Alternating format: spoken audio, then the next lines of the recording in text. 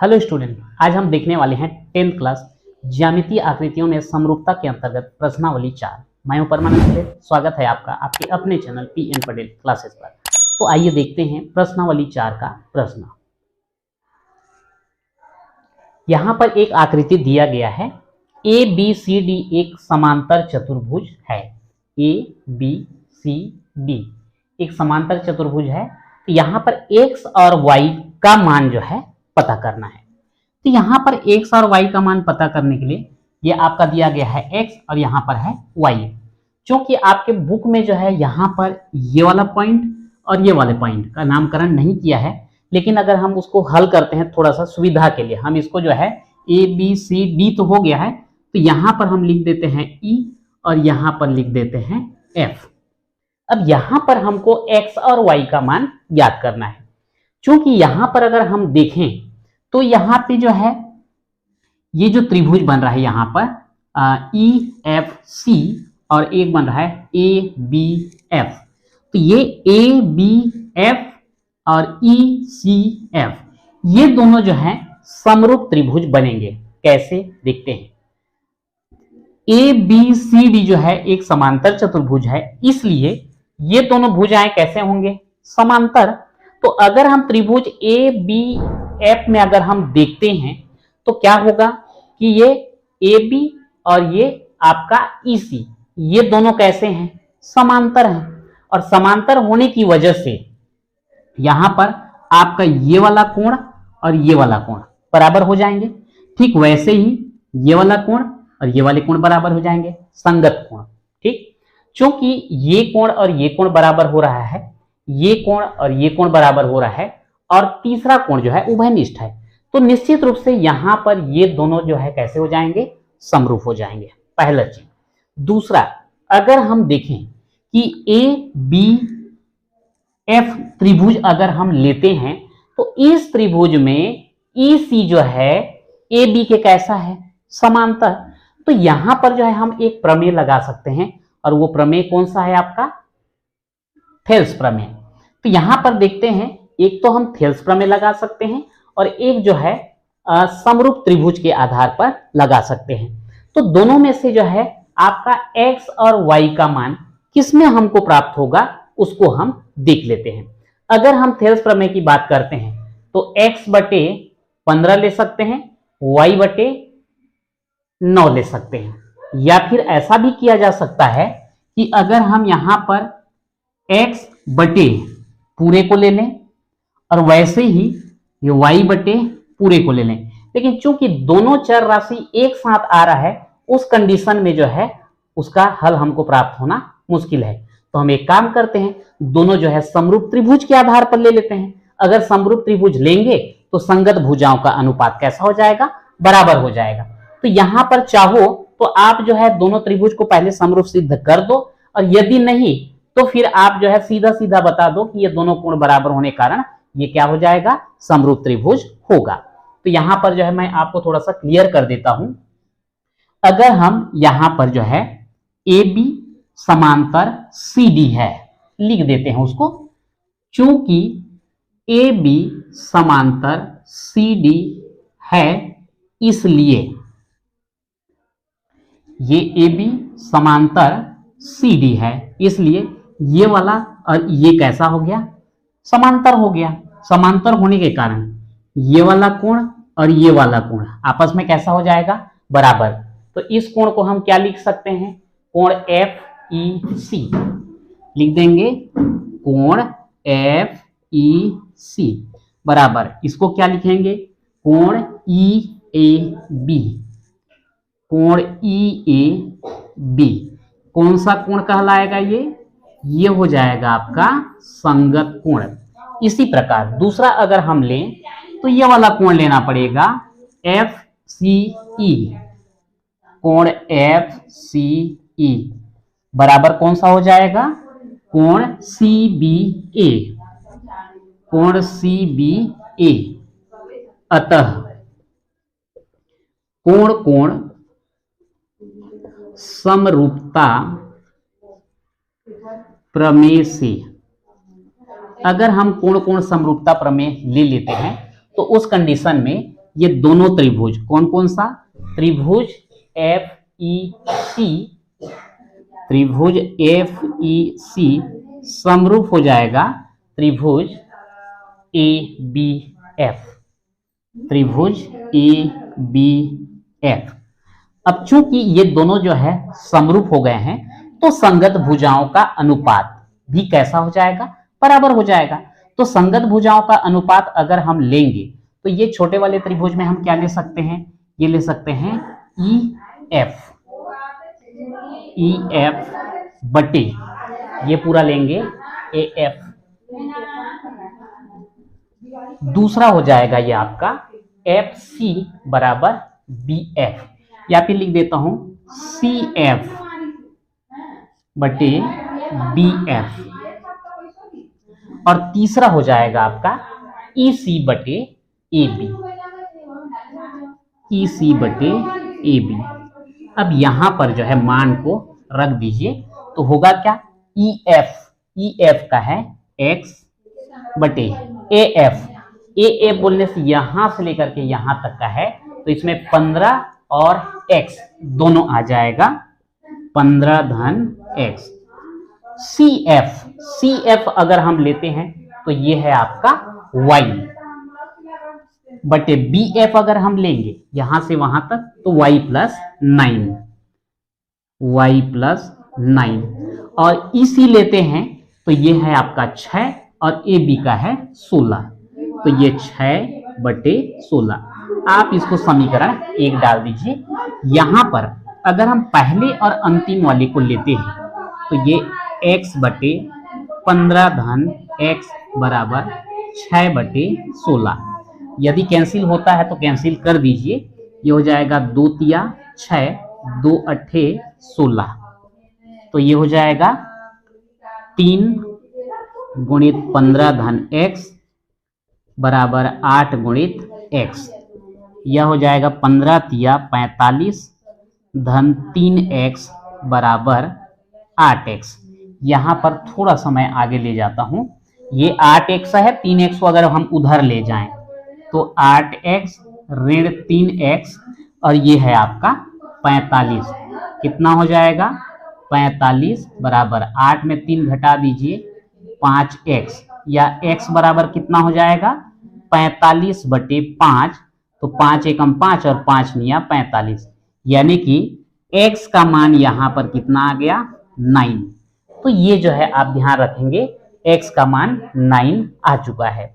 अब यहां पर पुनः अगर हम समीकरण 1 से लें, पुनः समीकरण 1 से यदि हम लेते हैं तो ये जो है बीच वाला y बटे y धन 9 बराबर हो जाएगा 6 बटे 16,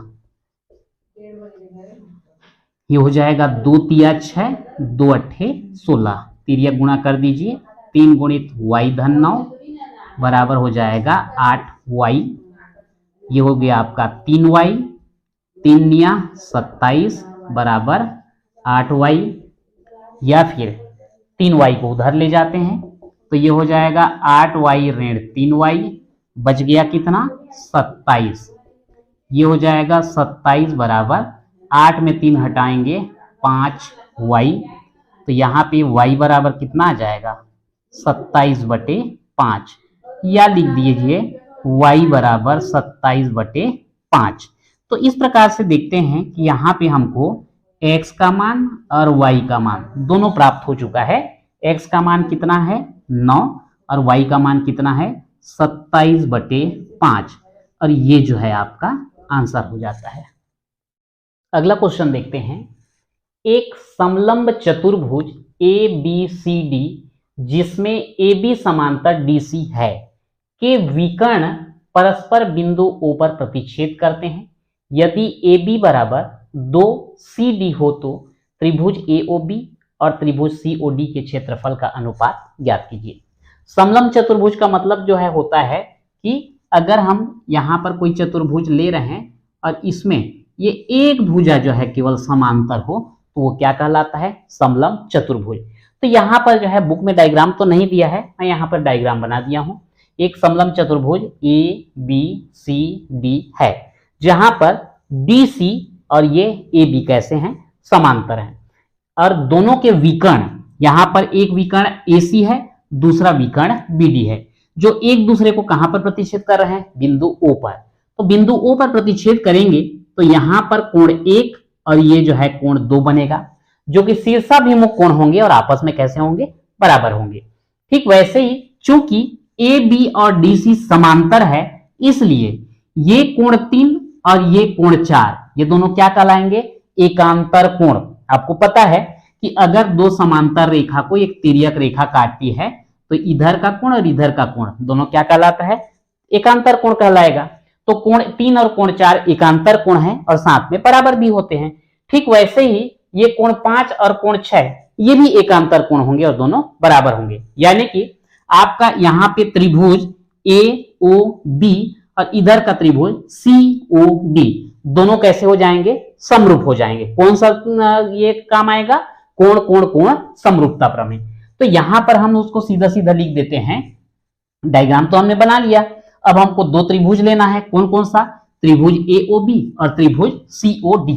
पहले दोनों को हम समरूप सिद्ध करते हैं। तो यहां पर हम लिखेंगे त्रिभुज AOB व त्रिभुज COD में कोण 1 बराबर कोण 2, और ये कौन सा कोण कहलाता है, ये कहलाएगा आपका शीर्षाभिमुख कोण।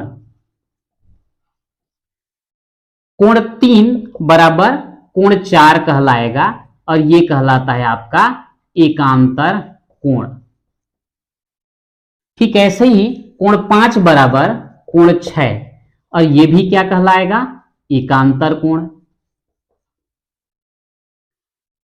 चूंकि त्रिभुज AOB के तीनों कोण त्रिभुज COD के बराबर हैं, यानी कि कौन सा प्रमेय लग जाएगा, अतः कोण कोण कोण समरूपता प्रमेय से। तो तीनों ये दोनों जो है समरूप हो जाएंगे। तो लिख देंगे त्रिभुज AOB समरूप त्रिभुज COD। अब दोनों के दोनों जो है क्या हो गए, समरूप। तो अब हमको बोला गया है कि इनके क्षेत्रफल का अनुपात ज्ञात करना है। तो क्षेत्रफल का अनुपात ज्ञात करने के लिए क्या रहता है, एक प्रमेय दिया गया है कि दो समरूप त्रिभुजों के क्षेत्रफलों का जो अनुपात होता है उनके संगत भुजाओं के अनुपात के वर्ग के बराबर होता है। तो त्रिभुज AOB का क्षेत्रफल बटे त्रिभुज COD का क्षेत्रफल अगर हम लें तो इनका क्षेत्रफलों का जो अनुपात होगा इन दोनों त्रिभुजों के जो संगत भुजा हैं उनके अनुपात के वर्ग के बराबर होते हैं। तो यहां पर जो है संगत भुजा कौन कौन सा कहलाएगा, ये AB का संगत भुजा कहलाएगा CD। तो यहां पर लिख देंगे AB बटे CD का वर्ग। और जो संगत भुजा हैं वो भी होंगे, जैसे यहां पर कोण 3 और कोण 4 बराबर हैं, तो कोण 3 के सामने वाला भुजा कौन सा है, OC। कोण 4 के सामने वाला कौन सा है, OA। तो OC और OA क्या कहलाएंगे, संगत भुजा। ठीक वैसे ही कोण 5 और 6 बराबर हैं, तो कोण 5 के सामने वाला भुजा OD, कोण 6 के सामने वाला भुजा OB। तो ये OD और OB ये भी क्या कहलाएंगे, संगत भुजा कहलाएंगे।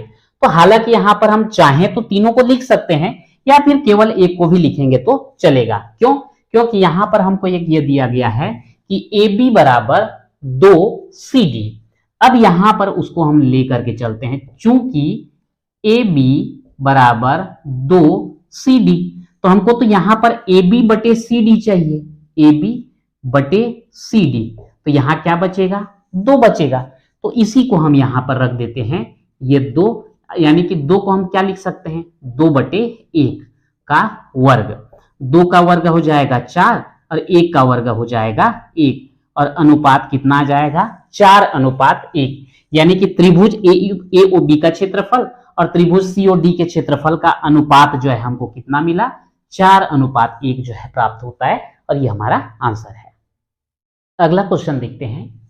चित्र में यदि IV बराबर 36 मीटर, ये चित्र दिया गया है I से V तक का 36 मीटर, VE बराबर 20 मीटर, ये आपका V और ये E, ये है 20 मीटर, और EB 15 मीटर, ये EB 15 मीटर दिया है, तो नदी की चौड़ाई RI कितनी होगी? RI बोलने से ये वाला। तो यहां पर अगर हम देखें तो हमको दो त्रिभुज मिल रहे हैं, एक तो मिल रहा है त्रिभुज RIV और दूसरा त्रिभुज मिल रहा है VEB। तो ये त्रिभुज में दो भुजा का मान दिया गया है और इस त्रिभुज में एक भुजा का मान दिया गया है। यदि हम ये दोनों त्रिभुज को समरूप सिद्ध कर देते हैं तो संगत भुजाओं का अनुपात जो है बराबर हो जाएगा। देखते हैं, क्योंकि यहां पर जो है ये दो रेखा एक दूसरे को काट रहे हैं, तो ये वाला कोण और ये वाला कोण दोनों जो हैं क्या हो जाएंगे? शीर्षाभिमुख कोण, यानी कि बराबर। यहां पर ये कोण 90 अंश हो जाएगा, ये वाला कोण भी 90 अंश हो जाएगा, यानी कि इस त्रिभुज के दो कोण इस त्रिभुज के दो कोण के बराबर हो गए, जिसके कारण जो है कोण कोण समरूपता प्रमेय से ये दोनों कैसा हो जाएगा? समरूप हो जाएगा। तो यहां पर हम सीधा सीधा दोनों त्रिभुज का उल्लेख करते हैं, लिख देंगे यहां पर त्रिभुज RIV व त्रिभुज VEB में कोण 1 बराबर कोण 2, कारण क्या लिखेंगे? शीर्षाभिमुख कोण। दूसरा कोण कौन सा है? ये वाला कोण है RIV, तो इसको लिखेंगे कोण RIV बराबर, ये क्या हो जाएगा?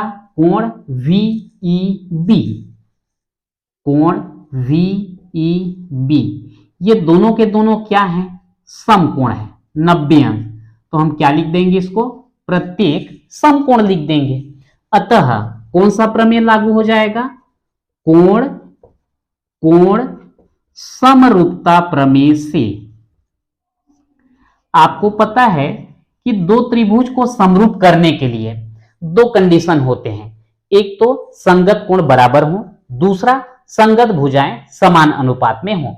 पर उन दोनों में से कोई एक कंडीशन को भी हम पूरा कर देते हैं, एक शर्त को पूरा कर देते हैं, तो दोनों त्रिभुज जो है समरूप हो जाता है। तो उसमें से एक शर्त यह है कि पहले त्रिभुज के तीनों कोण दूसरे त्रिभुज के तीनों कोण के बराबर सिद्ध कर दीजिए, तो वो क्या हो जाता है? समरूप। लेकिन अगर 3 के बजाय हम 2 कोण को भी बराबर सिद्ध कर देते हैं, तब भी वो कोण कोण समरूपता के अंतर्गत जो है दोनों त्रिभुज समरूप होते हैं। यहां पे हमने वही किया है कि पहले त्रिभुज के 2 कोण जो है दूसरे त्रिभुज के 2 कोण के बराबर सिद्ध कर दिए, जिसके कारण कोण कोण समरूपता प्रमेय से त्रिभुज RIV और त्रिभुज VEB दोनों क्या हो गए? समरूप। अगर समरूप हो गए हैं तो संगत भुजाओं का अनुपात भी कैसा हो जाएगा?